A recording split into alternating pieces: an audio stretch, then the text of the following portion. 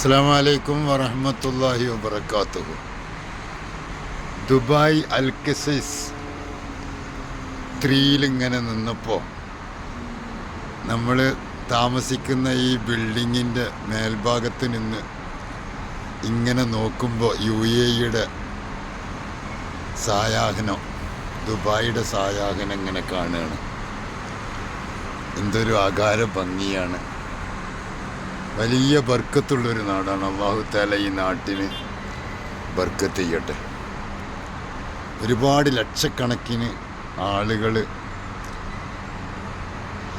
അവരുടെ അന്നം തേടി ജീവിതം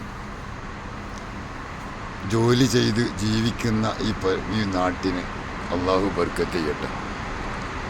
ലക്ഷക്കണക്കിന് ആളുകളുടെ അന്നമാണിത്. ഇവിടുത്തെ ഭരണാധികാരികൾ അവരുടെയൊക്കെ വലിയ വിശാല മനസ്സാണ് നമ്മളൊക്കെ ഇവിടെ ഇങ്ങനെ നിൽക്കുന്നത്. കുഴപ്പമില്ല, സമരമില്ല, ഹർത്താലില്ല, പ്രകടനമില്ല, ശാന്തസുന്ദരമായ അന്തരീക്ഷം. ഏത് സമയത്തും കരണ്ട് കട്ടില്ല, സുഖകേന്ദ്രമാണ്, സന്തോഷമുള്ള ജീവിതം,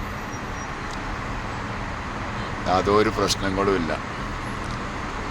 വിദേശികളാണെന്ന് കരുതി അവരെ വിഷമിപ്പിക്കുന്നില്ല. അവർക്കും മാന്യമായി എല്ലാ സൗകര്യങ്ങളും ചെയ്തു കൊടുത്തുകൊണ്ട് ഉള്ള ഇപ്പോൾ നാട് അനുഗ്രഹീതമാണ്. അള്ളാഹു ഇവിടുത്തെ ഭരണാധികാരികൾക്കൊക്കെ ആഫിയത്തും ദീർഘായുസ്സൊക്കെ നൽകട്ടെ. ഷെയ്ഖ് മുഹമ്മദ് ഹഫിളുല്ല